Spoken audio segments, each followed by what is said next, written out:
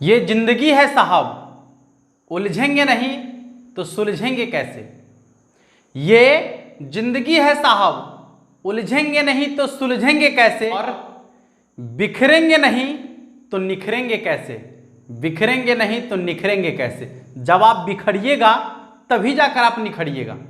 ठीक है, तो आइए आप सबों का स्वागत करते हैं आपके अपने परिवार मैथ्स गुरु मनीष में। दोस्तों मैं हूं एमके एक्सपर्ट और आज हम आप लोगों को बताने वाले हैं निश्चित समाकलन, डिफरेंट इंटीग्रेशन। यदि आपने अभी तक डिफरेंट इंटीग्रेशन नहीं सीखा है तो आज के बाद आप निश्चित रूप से डिफरेंट इंटीग्रेशन बनाना सीख जाएंगे। ठीक है, अभी से, लेकिन आपको इससे पहले इंडिफिनिट इंटीग्रेशन बनाने आना चाहिए। ठीक है साथियों, तो यदि आपको इंडिफिनिट इंटीग्रेशन नहीं आता है तो जाइए, लिंक आपको डिस्क्रिप्शन में दे रहे हैं। टोटल 65 वीडियो का एक लिस्ट है, आपका प्लेलिस्ट, जिसमें पूरा का पूरा इंडिफिनिट इंटीग्रेशन पढ़ाया गया है। तो जाकर आप वहां से इंडिफिनिट इंटीग्रेशन को सीखिए और इसके बाद आप आसानी से डिफिनिट इंटीग्रेशन बना सकते हैं। हम आपको आज इसका बेसिक कंसेप्ट हम नहीं बताने वाले हैं। क्या बताने वाले हैं, तो सीधा सीधा ये बताने वाले हैं कि क्वेश्चन को सॉल्व कैसे करेंगे, डिफिनिट इंटीग्रेशन के क्वेश्चन को। तो बिना देरी किए हुए क्वेश्चन की शुरुआत करते हैं, कंसेप्ट की शुरुआत करते हैं और आपको बताते हैं कि कैसे डिफिनिट इंटीग्रेशन के सवाल को हल करेंगे हम। इंडिफिनिट इंटीग्रेशन में क्या है कि उसमें जो आपका यहां पर इंटीग्रेशन करना होता है, ये देखिए आपका इंटीग्रेशन का साइन है। यहां पर कोई फंक्शन आपका होगा, मान लीजिए कि x dx, ये आपका फंक्शन है। तो यहां पर इंडिफिनिट इंटीग्रेशन यदि आपको निकालना होगा तो सीधे सीधे इसका इंटीग्रेशन निकाल दीजिए, हो गया बात खत्म। लेकिन यदि आपको डिफिनिट इंटीग्रेशन निकालना है तो यहां पर जो है आपको दो वैल्यू दिया हुआ रहेगा, जिसमें इसको बोलते हैं हम लोग, यहां पर a रहेगा और मान लीजिए यहां पर b रहेगा। तो इसको बोलते हैं हम लोग लोअर लिमिट, ये आपका है लोअर लिमिट। ठीक है, लोअर लिमिट, और इसको बोलते हैं अपर लिमिट, अपर लिमिट। ठीक है, ये आपका अपर लिमिट है और नीचे क्या है, लोअर लिमिट है। और इसका आपको यदि समाकलन करने के लिए कह दिया जाए इस तरीके के फंक्शन का, यानी समझ लीजिए कैसा फंक्शन होगा, यहां पर कोई फंक्शन होगा जिसको आप पहले की तरह समाकलन करेंगे, जैसे इंडिफिनिट इंटीग्रेशन में समाकलन किए हैं ना, वैसे ही आपको समाकलन करना है। चेंज क्या करना है, तो यहां से थोड़ा सा आपको बदलाव करना है। तो वो बदलाव क्या करना है समझिएगा। जैसे ही आप इसका इंटीग्रेशन कर लीजिएगा, जैसे मान लीजिए कि x का इंटीग्रेशन आपको करना है, तो इसका इंटीग्रेशन होगा x²/2। प्लस से लिखते थे ना लिखिएगा। क्या करना है, देखिए यहां पर जो आपका वैल्यू है ये अपर लिमिट और लोअर लिमिट, बस यहां पर आपको लिख देना है a से b। ठीक है, अब आपको क्या करना है कि पहले उच्च सीमा और उसके बाद क्या, निम्न सीमा।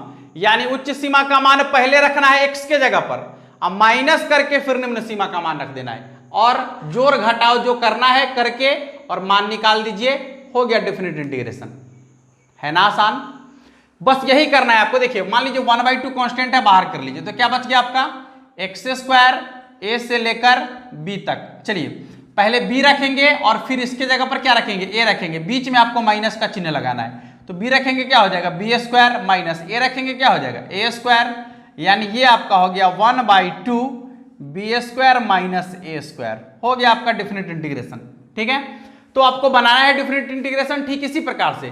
पहले जो आप इंडिफिनिट इंटीग्रेशन में जिस तरीके से इंटीग्रेशन किए हैं, बस आपको इंटीग्रेशन करना है, और इंटीग्रेशन करने के बाद जो यहां पर अपर लिमिट और लोअर लिमिट रहेगा, यानी सीमा का वैल्यू रहेगा, आपको उसमें से वो मान रखना है। तो पहले किसको रखना है, पहले उच्च सीमा को और बीच में माइनस का चिन्ह, फिर माइनस निम्न सीमा कर लीजिए, जोड़ घटाव जो करना है कर दीजिए, बन गया आपका आंसर। आइए कुछ क्वेश्चन देखते हैं, एक दो फटाफट क्वेश्चन देख लेते हैं और फिर आप क्वेश्चन बनाइएगा। अगले वीडियो से आप आसानी से क्वेश्चन बनाना चालू कर दीजिएगा। और इसका बेसिक कंसेप्ट जो है, आखिर ऐसा क्यों लिखते हैं, ये भी हम एक वीडियो में लेकर आने वाले हैं। अभी पहले आप क्वेश्चन बनाना सीख लीजिए, फिर इसका बेसिक कंसेप्ट भी मैं आपको बता देंगे। ठीक है, देखिए एक दूसरा क्वेश्चन आपके सामने है, x² + x इंटू क्या है, dx करना है इसका इंटीग्रेशन, वो भी निश्चित समाकलन।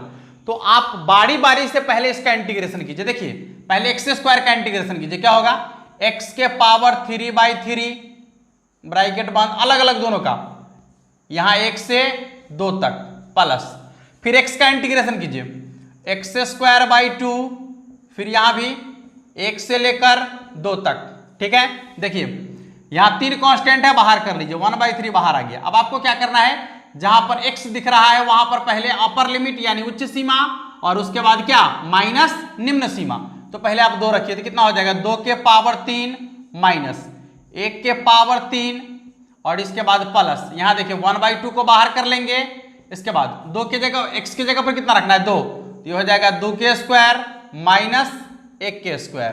ठीक है, देखिए कितना आसानी से बनेगा, 1/3 2 के स्क्वायर कितना होगा 8, 8 में से 1 घट गया तो कितना हो जाएगा 7 ना, तो यहां लिखेंगे 7 प्लस 1/2 2 के स्क्वायर 4 और 4 में से 1 घट गया तो कितना हो जाएगा 3, यानी ये हो गया आपका 7/3 प्लस 3/2। अब भिन्न का जोड़ तो आसानी से आप कर सकते हैं, कितना हो जाएगा 6 ना, ये हो गया आपका 2 यानी 7 दूना 14 प्लस 3 यानी 3 3 9, 9 4 13 यानी 23, 23/6 हो गया आंसर, 23/6। आसानी से बन गया आपका क्वेश्चन। मान लिया जाए कि दूसरा क्वेश्चन इसी तरीके का और भी क्वेश्चन आपके सामने आ जाए। देखिए ना, e के पावर x का इंटीग्रेशन जैसे करना हो, ठीक है, यहां पर -1 से लेकर 1 तक आपको मान रखना है। चलिए कोई बात नहीं है, सबसे पहले तो आप e के पावर x का इंटीग्रेशन कर लीजिए। जो e के पावर x का इंटीग्रेशन होता है, तो आपको मालूम है कि e के पावर x का इंटीग्रेशन होता है e के पावर x, जो सीमा है रख लीजिए -1 से लेकर 1 तक। ठीक है, चलिए अब आपको क्या करना है, सबसे पहले अपर लिमिट और माइनस लोअर लिमिट। तो अपर लिमिट यानी 1 रखेंगे तो क्या होगा e के पावर 1 माइनस e के पावर -1। ठीक है, तो ये हो गया e के पावर 1, किसी भी संख्या के पावर में 1 तो ज्यों कहते हो, और माइनस, यहाँ पावर में माइनस है तो आपको क्या करना है, जब माइनस को हटाना है तो इसको बटा में ले जाना पड़ेगा ना, यानी हो जाएगा 1/e। ठीक है, आप चाहे तो भिन्न का जोड़ भी कर सकते हैं, थोड़ा सा देख लीजिए, इसका लसा हो जाएगा e, यानी हो जाएगा e के पावर 2 माइनस 1 भी लिख सकते हैं, कोई दिक्कत नहीं है। ठीक है, या यहां भी छोड़ सकते हैं, आसानी से बन गया। आइए कुछ और क्वेश्चन देखते हैं। मान लीजिए क्वेश्चन आपका है इस तरीके का, इंटीग्रेशन करना है आपको साइन x का। ठीक है, साइन x इंटू में dx। ठीक है, और यहां पर मान जो आपको रखना है 0 से लेकर π/6 तक। ठीक है, इसका जो सीमा का मान है 0 से π/6 है। चलिए घबराने की कोई जरूरत नहीं है, साइन का इंटीग्रेशन आप पहले कर लीजिए। साइन का इंटीग्रेशन होगा माइनस कॉस x, साइन का इंटीग्रेशन क्या होगा माइनस कॉस x, माइनस को बाहर रहने दीजिए, और सीमा का मान है आपका 0 से लेकर π/6 यानी 30 डिग्री तक। चलिए माइनस बाहर रहेगा। अब आपको क्या करना है, सबसे पहले x के जगह पर π/6 यानी बड़का मान और उसके बाद माइनस छोटका मान, तो हो जाएगा आपका cos π/6 माइनस cos 0। ठीक है, ये cos π/6 कहने का क्या मतलब है, cos 30 डिग्री, और cos 30 डिग्री का मान जो होता है आपका √3/2 के बराबर होता है। √3/2 माइनस cos 0 डिग्री का मान कितना होता है, cos 0 डिग्री का मान 1 के बराबर होता है, तो यहां लिखेंगे 1। ठीक है, यहां देखिए भिन्न का घटाव करेंगे तो कितना हो जाएगा माइनस, अभी ज्यों कहते हुए रहने दीजिए, ये हो जाएगा आपका √3 - 2/2। ठीक है, और ये माइनस से जब गुना करेंगे तो माइनस वाला प्लस में और प्लस वाला माइनस में, यानी हो जाएगा आपका 2 माइनस √3/2। देखिए कितना आसानी से क्वेश्चन बन रहा है। बस आपको सिंपल कार्य करना है कि जैसे निश्चित इंडेफिनिट इंटीग्रेशन आप बनाए हैं उसी तरीके से आप इंडेफिनिट इंटीग्रेशन बना लेंगे, और जो सीमा का मान दिया हुआ रहेगा उसमें पहले उच्च सीमा का मान माइनस निम्न सीमा का मान जोड़ घटाव कर दीजिए, बन गया निश्चित समाकलन। बहुत ही आसान है। चलिए